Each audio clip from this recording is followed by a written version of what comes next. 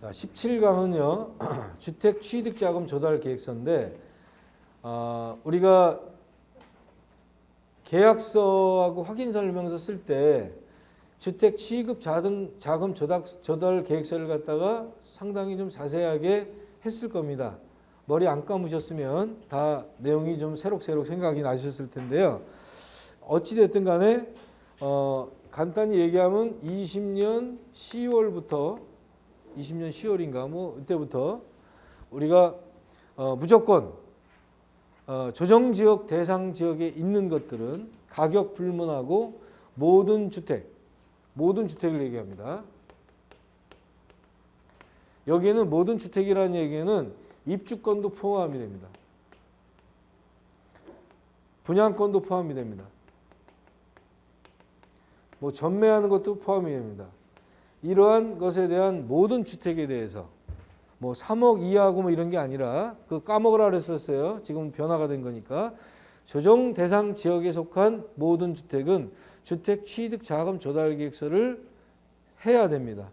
의무적으로. 그래서 이렇게 내용이 변동이 된 것을 알려드리고요. 실거래 신고를 할 때 보면은 그 이동란이 그때 있는 걸로 봤었죠. 이거 안 하면은 신고 자체가 안 돼요. 그 필증 자체를 끊어주질 않아요. 실거래 신고 필증 자체를 안 끊어줘요. 그래서 이거를 다 매수자, 매도인 다 등록을 한 다음에 공인중개사가 등록을 한 다음에 기억나시죠? 그런 다음에 등록을 하려고 띡 했더니 주택 취급 자금 조달서를 안 쓴 사람이 있습니다. 이동하세요 이렇게 나왔단 말이에요. 그죠? 그래서 그것으로 이동해서 그분들이 쓴 거. 자, 여기서 중요한 거는 주택 취득 자금 조달 계획서는 결론적으로 누가 쓰는 거예요? 매도인? 매도인한테 가고 주택 취득 자금 조달 계획서 쓰기 자료 좀 달래요 그러면은 너 어느 학원 나왔냐? 이렇게 물어보겠죠? 매수인한테 얘기하는 거야. 매도인한테 얘기하는 게 아니야. 너 돈 어디서 나서 이 집을 사느냐? 매수인한테 물어보는 거야. 매도인한테 가서 저기 계획서 좀 주세요. 이러면 안 된다는 얘기예요. 자, 이 내용은 공인중개사가 쓰는 거지만 이것을 제출하는 사람은 누가 제출해 줘야 돼요? 매수인이 나한테 제출해 줘야 돼.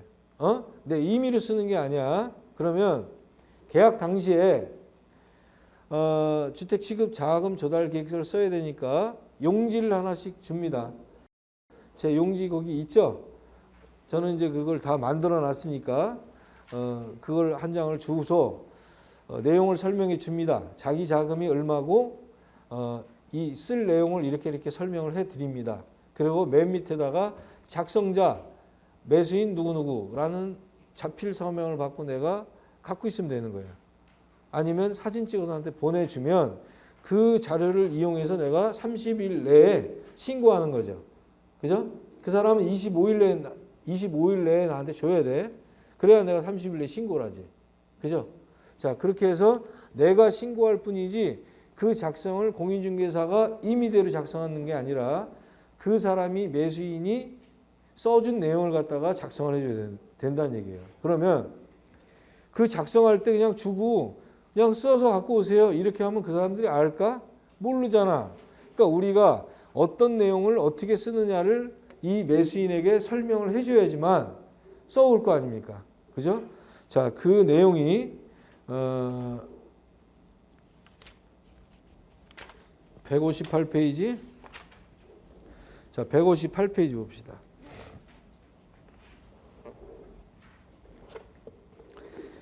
158페이지 가면은 주택 취득 자금 조달 계획서 이렇게 나와 있죠. 저는 이제 요 내용을 아예 제가 폼을 다 만들어서 요 내용을 줘서 이제 작성하게 오는데 그럼 요거를 설명을 매수인한테 설명을 해야 되겠죠. 자, 그래서 자금 조달 계획을 계획자명에는 매수인의 이름을 쓰고, 그죠? 본인이 이름을 쓰게끔 만들면 되겠죠.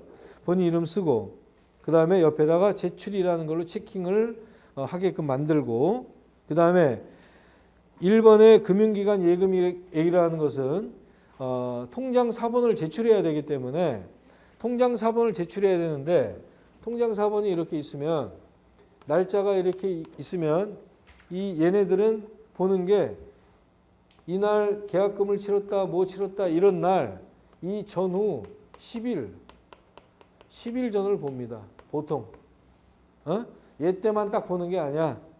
그래서 갑자기 이때 돈이 들어오거나 이렇게 하는 게 아니라 미리 통장에다가 예치를 해가지고 준비를 좀 시켜놔야 돼. 잔금 계약하는 날 뭐 2억, 1억 뭐 이런 게 막 쑥 들어왔다 그러면 이건 100% 증여라고 잡아낸단 말이야. 그러니까 이 전후까지 다 본다는 얘기예요. 특히 미성년자 같은 경우 30세 미만 같은 경우에는 굉장히 자세하게 들여다봐요. 부동산 정보 분석원이라는 게 신설된다고 그랬었죠? 은행 관계 다 들여다봅니다. 여러분들 거 계좌 추적 다 합니다. 걔네들 정보원이야 그냥 말자 그대로. 자 그래서 이런 금융기관 예금액을 내가 얼마를 예금하고 있냐를 갖다가 통장 사본을 갖다 제출해야 됩니다. 그걸 설명해 드리고요. 주식을 판 게 있으면 주식, 채권 이런 것들을 갖다가 판 거를 그 어떤 증명서를 제출하고 세 번째 증여 상속 부분이 있으면 증여가 내가 얼마를 받았다. 상속이 얼마를 받았다. 이런 내용의 세금을 낸 거가 있겠죠. 물론 세금을 안 낸 경우도 있겠죠. 예를 들어서 증여를 내가 여기다 3천만 원을 해놨다. 그럼 증여세 한도 면제죠. 그거는. 그죠? 5천만 원까지 우리가 면제가 되잖아요. 그죠? 미성년자가 아닌 다음에는. 그러니까 그런 거 같은 경우는 그냥 증여를 받았다 하더라도 3천만 원 해도 상관이 없다는 얘기예요. 그죠? 그렇게 이제 설명을 해드리고 4번에 현금 및 현금 등 그 밖의 지급 사항이 내가 보유연금이 뭐 한 1,000만 원 정도 있었다. 이런 정도는 인정이 되지만 내가 보유연금을 한 1억 가지고 있었다. 그럼 인정할까요? 안 인정하죠. 사과박스에 500만 원짜리로 아니 55만 원짜리로 사과박스에 1억 원을 준비해 놨다. 난 은행 안 믿어서 갖고 있다.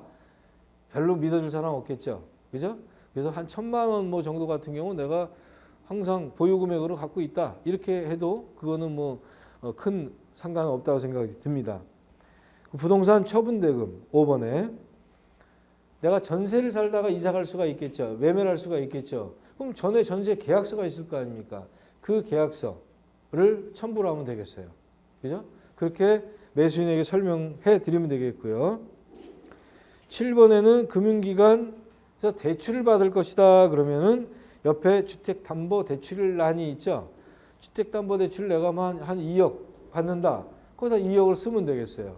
그러면 주택담보대출 같은 거 받는 거는 증빙하는데 별 문제가 없잖아. 접수증도 있겠고. 그죠? 대출 접수증도 있겠고. 그날 당시에 계약하는 당시에 대출 금액이 나오는 거 아니죠. 잔금날 나오는 거예요. 대출 금액은. 잔금날 아침에 나오는 거야.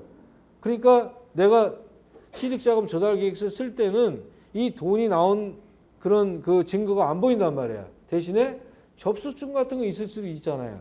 그러니까 그런 거를 제출한다든가 아니면 나중에 그거는 사후 제출하겠다라고 거기다 쓰면 되겠어요. 조건과 기한에다가. 그리고 임대보증금이 만약에 차입금이 승계다 그러면 내가 임대를 놔 있는 상태를 갖다가 내가 살 수도 있잖아. 전세를 끼고 매수할 수 있잖아.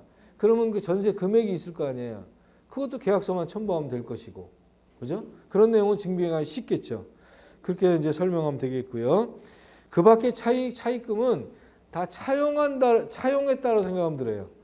그 밖에 차입금은 다 차용한 금액이라고 생각을 하시면 되겠어요. 엄마한테 꽂다. 아버지한테 꽂다. 할아버지한테 꽂다. 차용금은 다 그 밖에 그 밖에 차입금을 쓰면 되겠어요. 아시겠죠? 내가 엄마한테 1억을 꽂다. 그러면 그 밖에 차입금에다가 1억 쓰고 직계 존비속에다 체킹하고 관계는 뭐 이렇게 쓰면 되겠죠.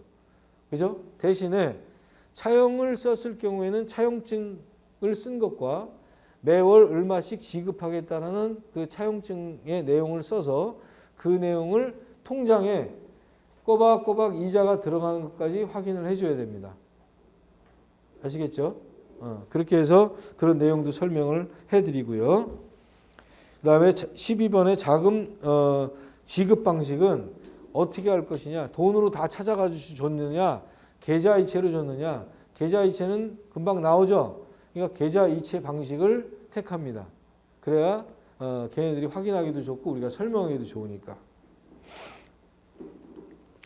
자, 그래서 만약에 이런 걸 다 썼는데 제출 시점에 내가 이런 증빙 자료를 다 준비 못할 사항이 있을 수 있겠죠. 그죠? 대출이 안 나왔으니까 그것도 못하고 뭐 이런 경우 같은 경우는 차후에 제출하겠다라는 내용을 거기 실거래 신고할 때 조건과 기한이라는 란이 있어요. 그 란에다가 차후에 신고를 하겠으면 이렇게 써놓고 신고를 하시면 그냥 넘어갑니다. 그래서 그런 식으로 나중에 증빙서를 제출하는 걸로 그렇게 마무리를 지으면 되겠고요. 중요한 거는 주택지급 자금 조달 계획서를 누구한테 받는다? 매수인한테 받는데 매수인이 직접 본인이 써가지고 제출한 사인을 받은 걸 내가 갖고 있으라는 얘기예요. 그래야지 나중에 나 이렇게 안 했는데 언제 내가 이렇게 됐어요? 이런 어떤 멍멍이 소리가 나올 수가 있기 때문에 그 내용을 우리 공인중개사는 빠져나갈 구멍을 만들어 놓기 위해서 그렇게 해놓으라는 의미가 되겠습니다. 아시겠죠?